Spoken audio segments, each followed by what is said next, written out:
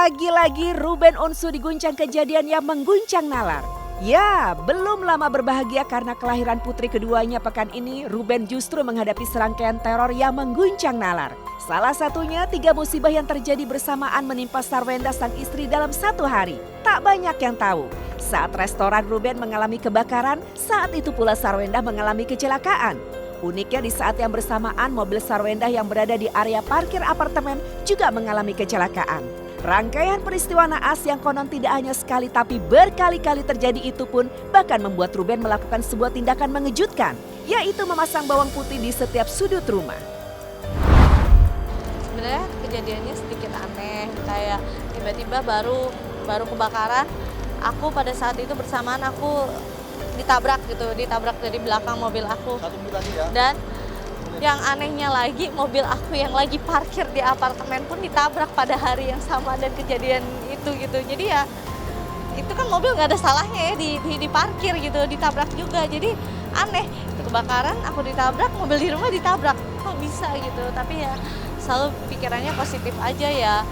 Di rumah saya hanya bawang putih aja, seperti nonton-nonton film vampir yang ada bawang putihnya banyak. Jadi saya kalau ke supermarket ngeliat ada bawang putih yang masih gumpalan itu seneng banget dapetnya, ternyata susah. Ya kayak gitu aja sih. Dan berdoa lebih kuat lagi. Itu yang saya lakukan saat ini. Batin Ruben Onsu pun kian dilecut galau karena tidak cukup hanya serangkaian kejadian misterius seperti kecelakaan dan kebakaran restoran di hari yang sama. Putri Ruben yang baru lahir pun konon mendadak terserang sinyal aneh. Pasalnya setiap waktu maghrib akan tiba, bayi Sarwenda selalu menangis tanpa henti. Sontak saja Ruben Onsu pun mengungsikan Sarwenda dan kedua anaknya jauh dari Jakarta ke Pulau Dewata, Bali.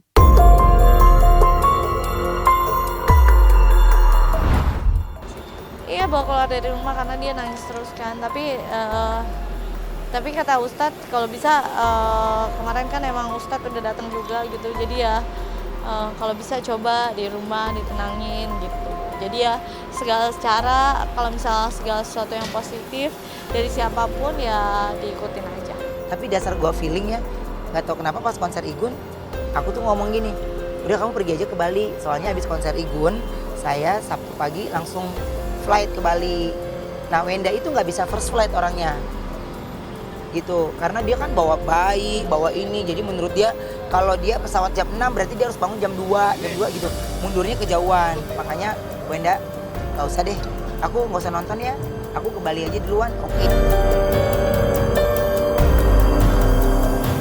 Diguncang serangkaian teror tak kasat mata yang menimbulkan musibah beruntun, kabarnya membuat Ruben Onsu goyah.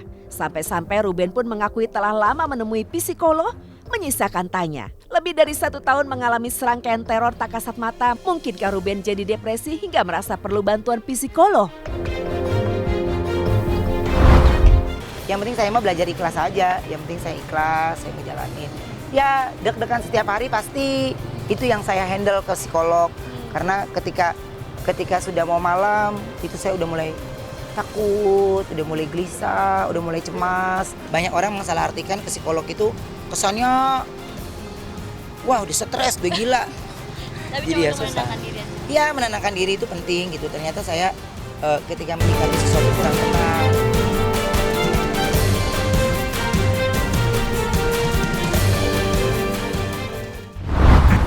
Wah, ada apa ya sebenarnya di balik rentetan musibah yang dialami oleh Ruben hingga akhirnya menyuruh sang istri untuk terbang ke Bali.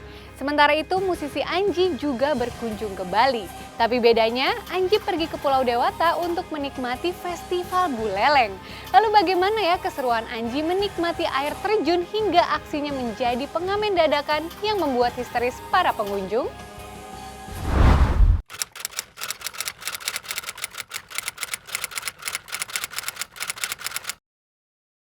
Jadi jangan lupa untuk subscribe Cumi Cumi.